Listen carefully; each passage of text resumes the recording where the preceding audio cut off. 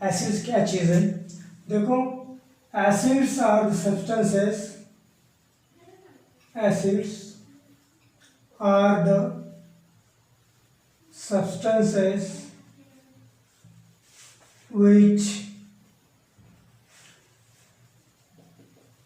dissociates H plus aqueous ions when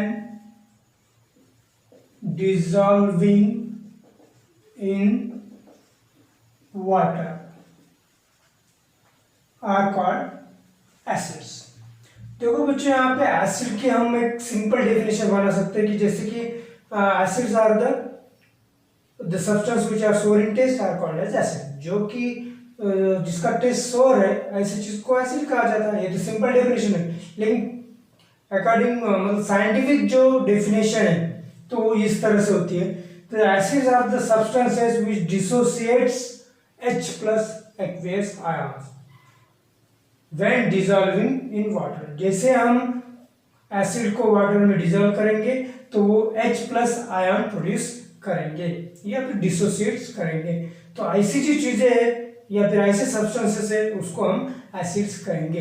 ये हो गई हमारी केमिकली डेफिनेशन या फिर साइंटिफिकली डेफिनेशन कि जो कि H प्लस आयन प्रोड्यूस करेंगे जब वाटर में डिजोल्व होंगे। तो ये बात अच्छे से याद रखना है, ठीक है। और एसिड के बारे में देखते हैं क्या। एसिड्स जो है वो दो टाइप के होते हैं, जैसे कि बात करेंगे ऑर्गेनिक एसिड और organic acids and inorganic acids. देखो बच्चे, यहाँ पे ऑर्गेनिक एसिड मतलब ऑर्गेनिक ये वर्ड हमको ये बतलाता है कि ये प्लांट एंड एनिमल से प्रिपेयर किया जाता है या फिर उसमें प्रेजेंट रहते हैं। यहाँ पे लिखेंगे हम present in plants and animal. Plants and animal में जो एसिड प्रेजेंट रहते हैं उनको हम ऑर्गेनिक एसिड कहेंगे। और इनऑर्गेनिक एसिड्स हम कहेंगे कि जो प्रिपेयर्ड किए जाते हैं फ्रॉम मिनरल्स से जो प्रिपेयर किए जाएंगे हम उनको इनऑर्गेनिक एसिड्स कहेंगे। तो इसके एग्जांपल अगर देखेंगे तो देखो, सबसे पहले हमको पता है कि जो एसिटिक एसिड है जो कि हम घर में यूज करते हैं, एसिटिक एसिड जो कि विनेगार में रहता है।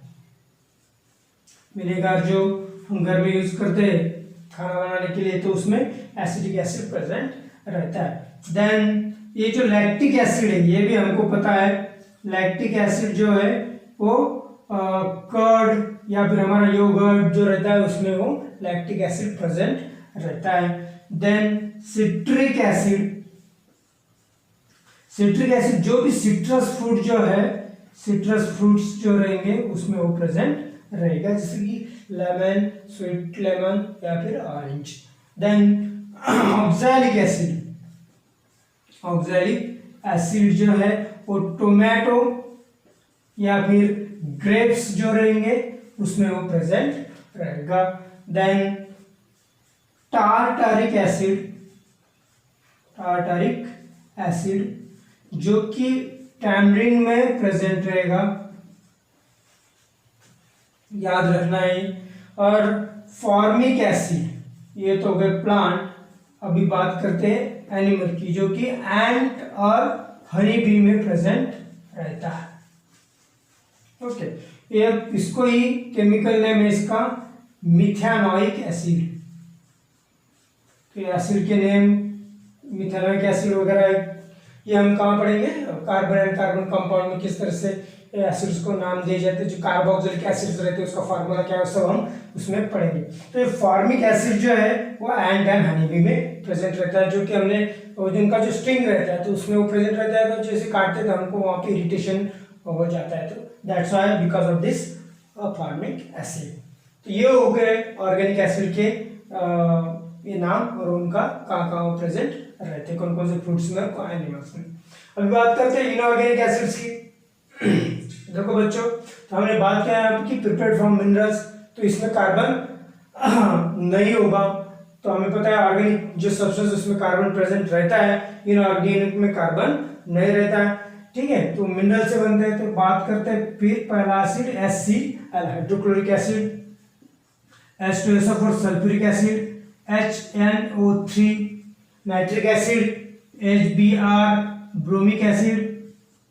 ओके, देन देखो H2CO3 यहाँ पे तो आपने मैंने तो बोला है कार्बन नहीं रहता है इसमें, तो ये कार्बन कैसे है?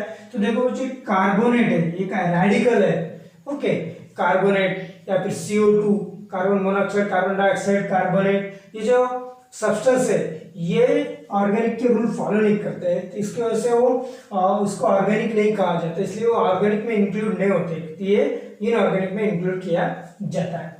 तो इतने बात याद रखना है। तो ये कार्बोनिक एसिड बराबर, तो इस तरह से ये इनऑर्गेनिक एसिड के नाम आपको याद रखना है। ठीक है, तो विनेगर जो है या फिर एसिटिक एसिड, इसका फार्मूला आपको बता दूं यहाँ पे CH3COOH। ओके, ये एसिटिक एसिड जो कि ऑर्गेनिक एसिड है। ठीक है, तो इसमें कार्बन प्रेजेंट रहता है, तो ये दो कार्बन है यहाँ पे। ओके, ठीक है, तो ये हो गया एसिड के बारे में, जो कि organic acid and inorganic acid क्या होता है। ठीक है, अभी बात करते हैं एसिड में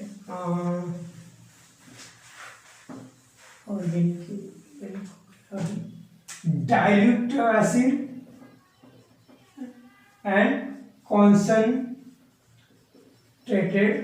एसिड। तो ये डिपेंड करता है अमाउंट ऑफ वाटर पे, amount of water present in acids। Acid में कितना अमाउंट का वाटर प्रेजेंट है, वो अगर वो मैक्सिमम अमाउंट रहेगा तो वो होगा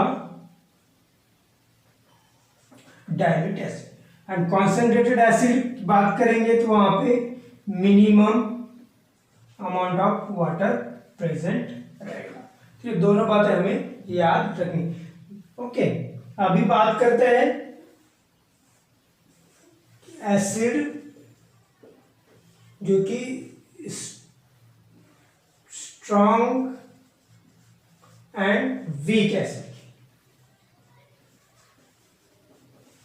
देखो ये जो डाइल्यूट एंड कॉन्सेंट्रेशन ये बात अलग है, और स्ट्रॉन्ग एंड वीक ये बात अलग है। नहीं तो ये मत समझना कि स्ट्रॉन्ग एसिड मतलब कॉन्सेंट्रेटेड एसिड और वीक एसिड मतलब डाइल्यूट एसिड, ये बात नहीं है। इसका डेफिनेशन अलग है कि जिसमें अमाउंट ऑफ वाटर प्रेजेंट रहता है। ओके, उस मतलब मिनिमम अमाउंट रहा तो डाइल्यूट, मैक्सिमम अमाउंट रहा तो कॉन्सेंट्रेशन। तो लेकिन स्ट्रॉन्ग एसिड और वीक एसिड की अगर यहाँ पे हम बात करते हैं, तो स्ट्रॉन्ग एसिड ऐसे एसिड होते हैं कि जो डिसोसिएट करते हैं, dissociates completely H plus aqueous ions when dissolving in water। ये स्ट्रॉन्ग एसिड ऐसे रहते हैं कि अगर उसको वाटर में डिसॉल्व किया तो कंप्लीट डिसोसिएट कर देते हैं H प्लस आयंस को। तो वो सब जो मिनरल एसिड जो है, वो सब मिनरल एसिड जो है कि वो सभी स्ट्रॉन्ग एसिड में आ जाते हैं। ओके, और जो वीक एसिड की अगर बात करेंगे तो वो पार्शियली डिसोशिएट करते हैं हाइड्रोजन आयन को, पार्शियली डिसोशिएट करते हैं व्हेन डिसॉल्विंग वाटर। ओके, ये बात याद रखना, ये कंप्लीटली है और ये पार्शियली है, तो ये वीक एसिड कहलाते हैं। जैसे कि ये जो सभी ऑर्गेनिक एसिड जो है वो वीक एसिड है, ऑर्गेनिक एसिड। और मिनरल एसिड भी है, जो कि एक मिनरल एसिड भी है जैसे कि H3CO3, ये भी वीक एसिड ही है, क्योंकि ये कम से कम हाइड्रोजन डिसोसिएट करता है when dissolving water. Organic acid है, इनऑर्गेनिक एसिड है, लेकिन वो वीक है। थोड़ा सा याद रखने बच्चे यहाँ पे बात याद रखनी है, वो है कि जब हम एसिड को डाइल्यूट करेंगे तो क्या करना है। जब एसिड को डाइल्यूट करना है तो कॉन्सेंट्रेटेड एसिड वाटर में डालना है या फिर ऐड करना है, ना कि वाटर कॉन्सेंट्रेशन कॉन्सेंट्रेटेड एसिड में ऐड करना है।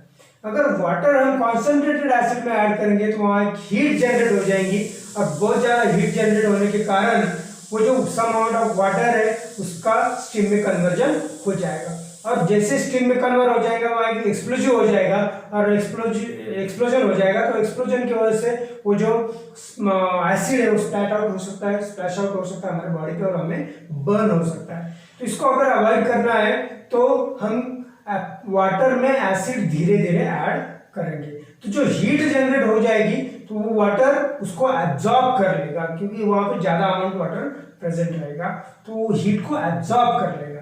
तो ये सब बातें यहाँ पे मैंने लिखी है, तो वो आप अच्छे से पढ़ लेना और उसको याद भी कर लेना।